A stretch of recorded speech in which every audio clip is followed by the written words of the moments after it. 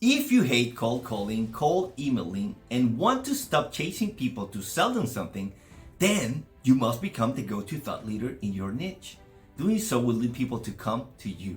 Applying the personal branding strategy insights we'll share with you in this video will get you closer to that goal. These insights come from the top strategies in history. Some of these insights were used to create the biggest empires in the history of our planet. Although you won't be fighting battles with swords or gunpowder, you will be doing so with content. And the territories you will conquer are not physical, but digital and psychological. To become a go-to thought leader, you need to dominate certain keywords and topics with the ultimate goal of conquering certain thoughts and emotions in the minds of your audience and ideal clients.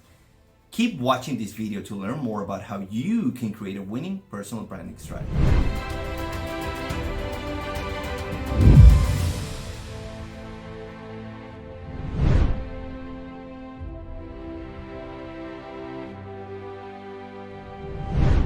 Conquer your mind before conquering your niche. Most of the greatest military victories in history have a notable difference when compared to regular victories. In some of the most celebrated battles, the number of troops lost on each side are widely disproportionate, usually hundreds versus thousands. Some military strategists were curious about this phenomenon. When further examination was made on these battles, it seemed clear that the reason for the differences was that the victorious army had been able to surprise the enemy and break their lines. At that point, the small groups will feel isolated, and this caused them to panic, drop their weapons, and start running. And it's no secret that it's easier to kill a soldier when he's running away from you. Keep in mind that in ancient warfare, most combat was hand-to-hand. Individuals were exposed to death from all directions. For this reason, good strategists trained their troops to remain as close as possible during the battle, and the Romans perfected hand-to-hand combat by placing the youngest fighters in the front lines, the best fighters in the back, and the rest in the middle. By doing so, they limited the possibility of panic arising amongst the young fighters, because they were surrounded by braver and more skilled fighters. This made the Roman legions some of the most cohesive fighters in the world at that time, because each fighter could completely focus on the enemy in front of them without having to worry about being attacked from the sides or from behind. It's clear then that most of these lopsided battles were much more psychological than physical, and it'll be the same when you decide to build your personal brand in order to dominate your niche as a thought leader. The most important battle is the one going on inside your head.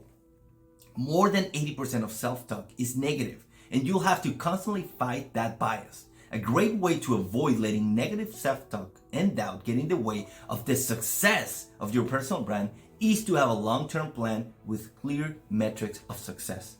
And you must also have key performance indicators that you can check in the short term to make sure you are going in the right direction. Doing so will allow you to minimize the doubts and the fear that will likely arise during the first phases of building your personal brand. It will take time for the Google and the YouTube algorithms to pick up your content. Depending on the level of competition in your niche, it might take several months to get to top rankings and see the views transforming into website visitors and forms filled that then are leads. While this happens, others might say that it's ridiculous to think that you'll get clients from posting videos on YouTube, writing blogs, or sharing content on social media. This is when your strategy and data will serve as those experienced warriors surrounding the young warriors. You will not flee because the strategy, the data, and the milestones you're hitting will keep you focused and confident that victory will be achieved.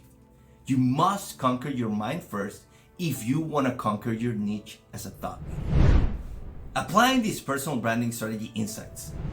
If you like these insights and are hungry for more, then I have good news for you. There is more.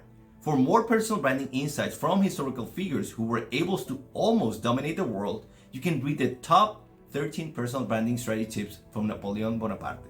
If you want more details about what you get with a personal branding strategy, you can get some insights from our services page where there's a description of the personal branding strategy services.